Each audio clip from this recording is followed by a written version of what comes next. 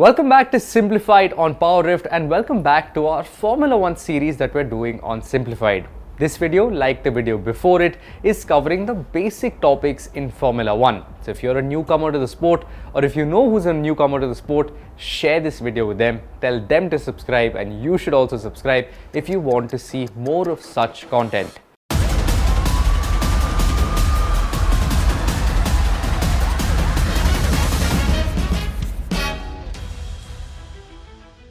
Now today we'll be talking about flags.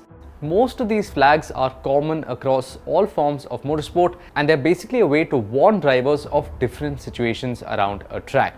The first one is the simplest one, the green flag. It means race. That's it, as simple as that. The second flag is the yellow flag. It means slow down, don't overtake, and be cautious about any dangers that might be ahead on the track.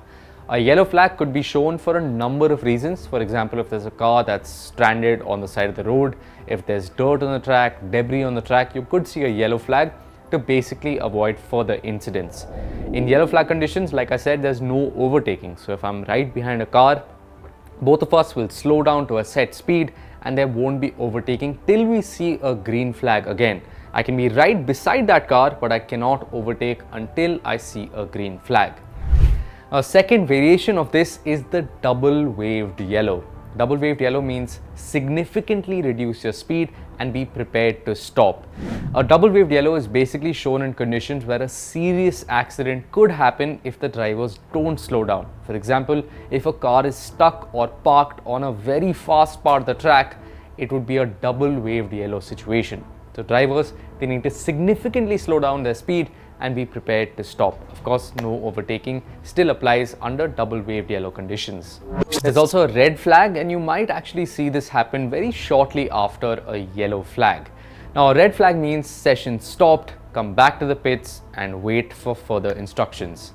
Now, a red flag condition could be in case of really bad weather. So if it's pouring very heavily and it's impossible to race, a red flag will be shown. The authorities will wait for the rain to subside and then continue the race, the practice session or the qualifying session. Now, a red flag could also be shown in case a car is stranded on a part of the track where a crane has to go out to remove it. A red flag would be shown to avoid an accident at any cost. Okay, now these are most of the flags you'll see as a Formula 1 fan. But as a Formula 1 driver, there is also a flag that you might see, especially if you're a slow driver. Now imagine that old snake game we used to play on the Nokia phones, where if the snake gets too big, it would sort of come around and bite its own tail, right? Now that sometimes happens in Formula 1. Basically, the leaders are so fast and so far ahead of the cars at the back that they end up overlapping them. So they come around once and they sort of overtake them once again. It's called overlapping. The car that's slower is called a back marker. Now what happens is that this back marker, who is running in 19th or 20th or 18th place, is not really in the same contention or the same race as a person who's in first or second or third and is a full lap ahead of them. So the back markers are shown a blue flag, and that means they should move out of the way and let the leaders or the faster cars pass them. It's as simple as that. Now there's also a flag called the black flag, and that means you are disqualified from a Formula 1 session. Now we see this very rarely in the modern F1 era. It used to happen earlier, but not so much anymore. The teams are very goody these days.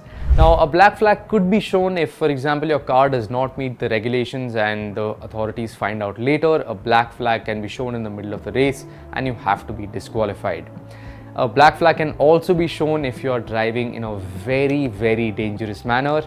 That basically means you're disqualified, no more racing for you. If you bump into cars on purpose, if you're driving extremely dangerously, black flag, back to the pits, race over for you. There is also a black and orange flag. This is far more common compared to the black flag, and this means that your car has mechanical damage that can be either serious to you or it can cause injuries to other people. You'll see this most often when two cars have a small incident and a part of the bodywork of a car sort of hangs off, but it doesn't fully fall off. And what can happen is when the cars are driving at 300 kilometers per hour, that body part might fly off and hit another car and cause a very serious injury or an accident. In that case, the black and orange flag is shown, and the driver has to come back to the pits as soon as possible and repair that damage.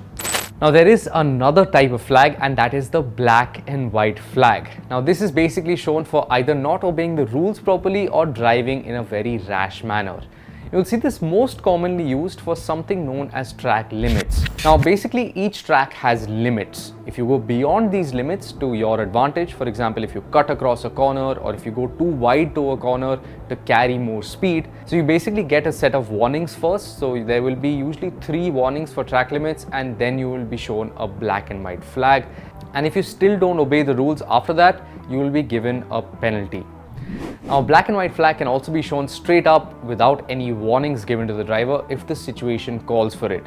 So for example, if there's a very long turn and the driver just drives straight across it, he'll be instantly shown either a black flag or a black and white flag depending on the situation. You'll also see this for dangerous driving. Drivers will tend to get a black and white flag if they drive another car off the track. They will get a straight black and white flag without any warning. Now finally, there's also another flag, and it's the red and yellow flag. It has stripes on it. It's like an old Barcelona jersey actually. And basically what it means is that there is a slippery condition ahead. Oil, water on the track, rain, changing conditions, all of that means slippery conditions, changing conditions, and that's why that flag is shown to the drivers as a word of caution. Be careful ahead, there could be some slipperiness. It's like one of those caution, wet floor kind of markings. Yeah.